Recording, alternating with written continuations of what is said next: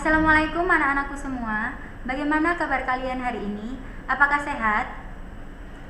Silakan amati tempat sekitar kalian. Apakah sudah bersih dan rapi? Jika ada sampah, silakan diambil sampahnya. Kepada Nabi Muhammad SAW, keluarga, keturunan, dan para ahli bait, kepada para sahabat, tabi'in, ulama dan orang alim, para aulia, syuhada dan solihin, kepada para guru-guru kita, khususnya Kiai Haji Munir Hasim Latif, kepada orang tua kita, dan hajat kita untuk mencari ilmu. Al-Fatihah.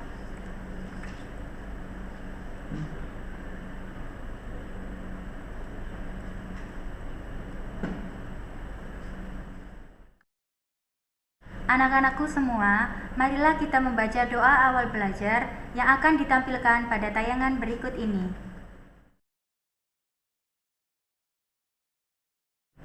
Anak-anak silakan berdiri sambil membaca ikrar berikut ini.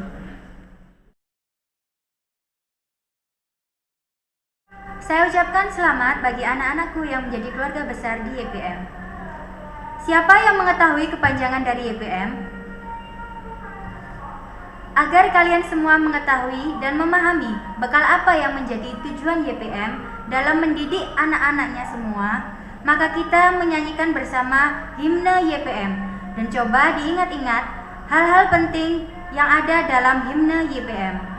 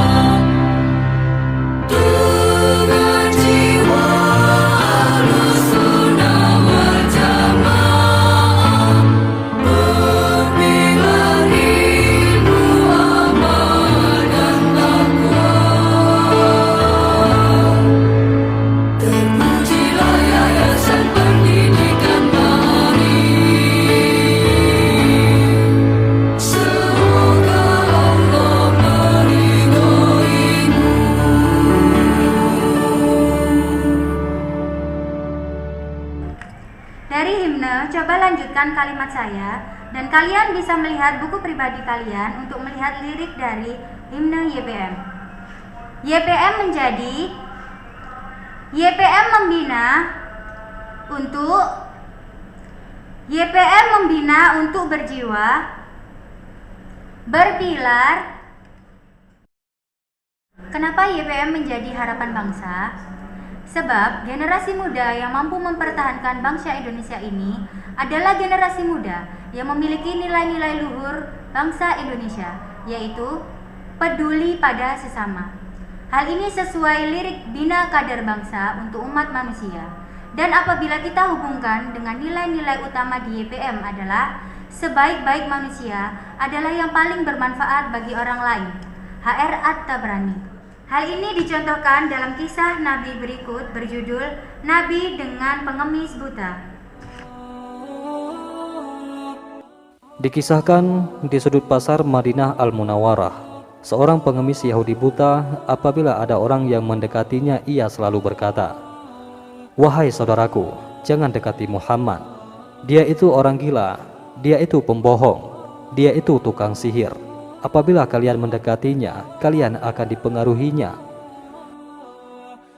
Hari demi hari pengemis Yahudi buta itu selalu mencela Rasulullah. Kejadian itu terus berlangsung di pojok pasar Madinah. Sebagai nabi yang diberi wahyu, Rasulullah tentu tahu apa yang dilakukan pengemis Yahudi buta itu. Setiap pagi Rasulullah SAW mendatanginya dengan membawa makanan, dan tanpa berkata sepatah kata pun, Rasulullah menyuapi makanan yang dibawanya kepada pengemis itu. Saat Rasulullah menyuapinya, si pengemis Yahudi itu tetap berpesan agar tidak mendekati orang yang bernama Muhammad. Rasulullah SAW menyuapi pengemis Yahudi itu hingga menjelang beliau wafat. Setelah kewafatan Rasulullah, tidak ada lagi orang yang membawakan makanan kepada pengemis Yahudi buta itu. Suatu hari sahabat Nabi, yakni Abu Bakar radhiyallahu an, berkunjung ke rumah putrinya Aisyah radhiyallahu an, yang juga istri Rasulullah SAW. Beliau bertanya kepada putrinya, "Anakku, adakah sunnah kekasihku, yakni Nabi Muhammad, yang belum aku kerjakan?" Aisyah menjawab ayahnya, "Wahai ayah, engkau adalah seorang ahli sunnah. Hampir tidak ada satu sunnah pun yang belum ayah lakukan, kecuali satu sunnah saja." "Apa itu?" tanya Abu Bakar radhiyallahu an. Setiap pagi Rasulullah SAW selalu pergi ke ujung pasar dengan membawakan makanan untuk seorang pengemis Yahudi buta yang berada di sana, kata Siti Aisyah. Keesokan harinya, Abu Bakar pergi ke pasar dengan membawa makanan untuk diberikannya kepada pengemis itu. Abu Bakar mendatangi pengemis itu dan memberikan makanan itu kepadanya. Ketika Abu Bakar mulai menyuapinya, si pengemis marah sambil berteriak, "Siapakah kamu?" Abu Bakar menjawab, "Aku orang biasa." "Bukan, engkau bukan orang yang biasa mendatangiku," jawab si pengemis buta itu. "Apabila ia datang kepadaku, tangan ini tidak susah memegang dan mulut ini tidak susah untuk mengunyah. Orang yang biasa mendatangiku itu selalu menyuapiku, tapi terlebih dahulu dihaluskannya makanan itu, setelah itu ia berikan kepadaku." Kata pengemis itu melanjutkan perkataannya. Abu Bakar tidak dapat menahan air matanya. Ia menangis sambil berkata kepada pengemis itu, "Aku memang bukan orang yang biasa datang kepadamu. Aku adalah salah seorang dari sahabatnya. Orang yang mulia itu telah tiada. Ia adalah Muhammad Rasulullah SAW." Setelah pengemis itu mendengar cerita Abu Bakar, ia pun menangis sedih dan kemudian berkata, "Benarkah demikian? Selama ini aku selalu menghinanya, memfitnahnya. Ia tidak pernah memarahiku sedikit pun. Ia mendatangiku dengan membawa makanan setiap pagi. Ia begitu mulia." Pengemis Yahudi buta itu akhirnya bersyahadat di depan Abu Bakar radhiyallahu anhu. Demikianlah kisah Rasulullah SAW dengan pengemis Yahudi buta. Nabi Muhammad SAW mengajarkan kepada kita betapa kelembutan akhlak dan budi pekerti yang baik dapat mendatangkan kebaikan kepada orang lain. Dari kisah Nabi Muhammad SAW dapat kita ambil hikmah akhlak Rasulullah SAW, meskipun pada orang yang berbuat jelek tetap memberikan manfaat. Sedang di YPM beberapa kegiatan agar kita memberikan manfaat untuk sesama, antara lain yang pertama, gerakan no plastik atau zero plastik. Jadi gerakan ini, selama kita di dalam kompleks sekolah, dilarang menggunakan bahan plastik yang habis pakai.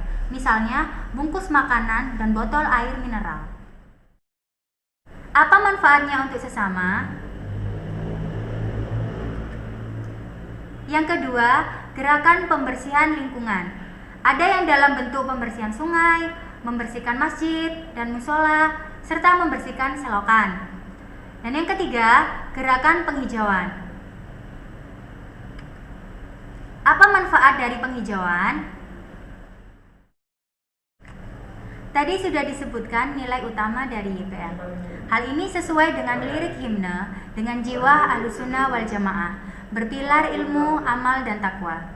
Kegiatan yang dilakukan dari ciri-ciri ini adalah: yang pertama, siswa YPM wajib dan mampu baca Al-Quran, sebab Al-Quran yang akan menyelamatkan di dunia dan di akhirat.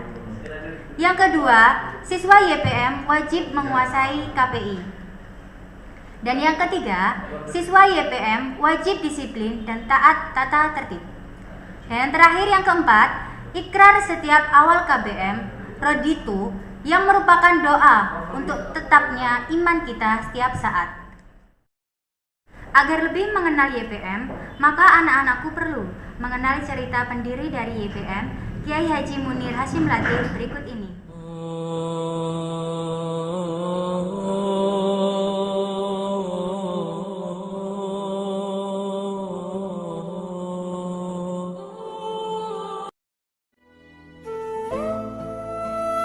Kiai Haji Munir Hasyim Latif dilahirkan di Jombang pada tahun 1928. Beliau merupakan putra keempat dari 8 bersaudara. Sejak usia 8 tahun, beliau sudah menjalani kehidupan sehari-harinya di pondok pesantren Seblak Tebu Ireng Jombang, yang pada waktu itu diasuh oleh Kiai Haji Mahfud dan sekaligus menjadi santri dari pendiri NU, yakni Kiai Haji Hasyim Asy'ari. Di kehidupannya di pondok pesantren, Kiai Haji Munir Hasyim Latif waktu kecil sudah banyak menerima ilmu-ilmu keagamaan. Penerapan ilmu keagamaan dalam kehidupan harian pondok pesantren seperti sholat 5 waktu yang selalu tepat waktu di masjid, saling gotong royong, dan bahu-membahu di antara semua masyarakat yang ada di pesantren.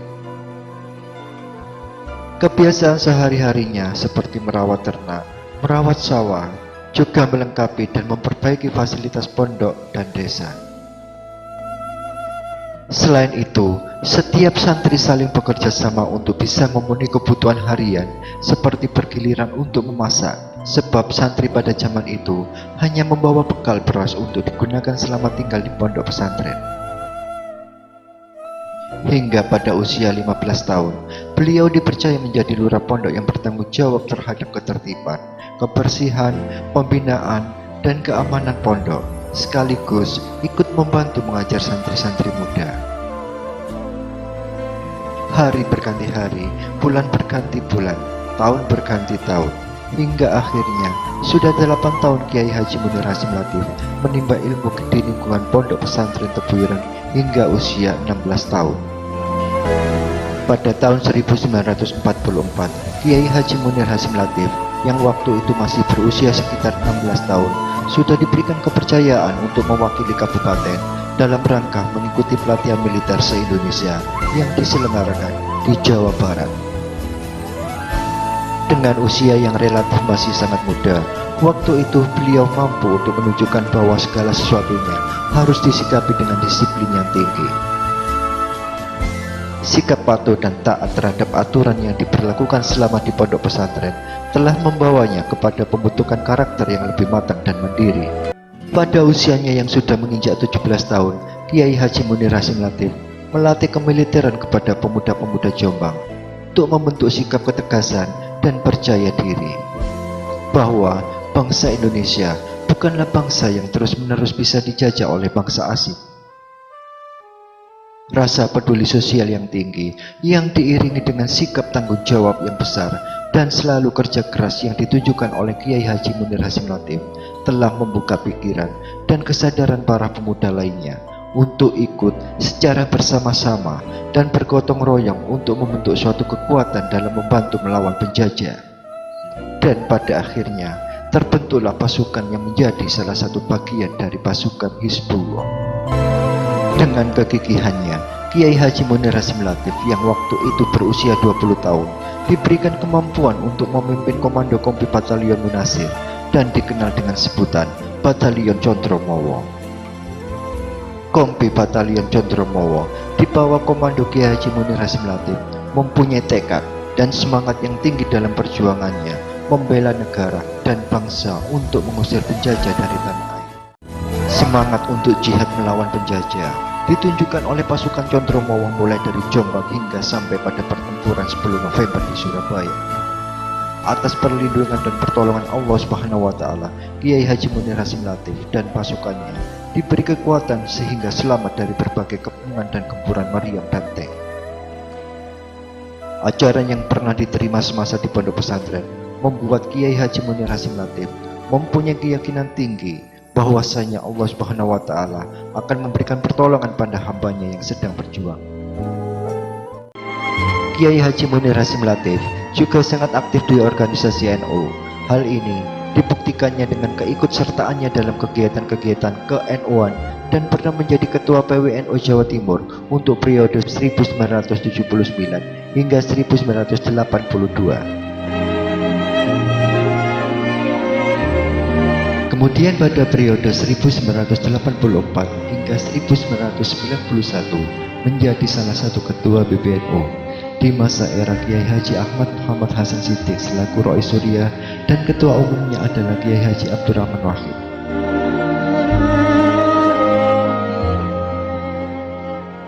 Kemudian pada periode 1992 hingga 1999 masih menjadi salah satu ketua PBNU di masa era Kiai Haji Muhammad Ilyas Ruhiyat selaku Rois Suriah dan ketua umumnya masih Kiai Haji Abdurrahman Wahid.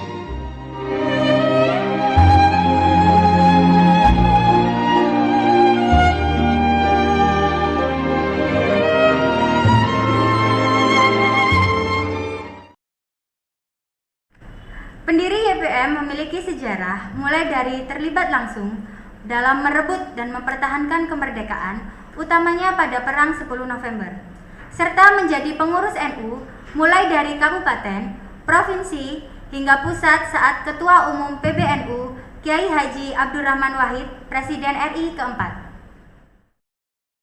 Kesimpulan dari ke-YPM-an adalah YPM memiliki dua nilai utama, yaitu yang pertama, sebaik-baik manusia adalah yang paling bermanfaat bagi orang lain. Dan yang kedua, barang siapa yang dikehendaki Allah mendapat kebaikan, maka akan dipahamkan ia dalam masalah agama. Marilah kita tutup kegiatan kita bersama-sama dengan lantunan sholawat tibil qulub berikut ini. Anak-anakku semua, marilah kita membaca doa akhir belajar bersama-sama yang akan ditampilkan pada tayangan berikut ini.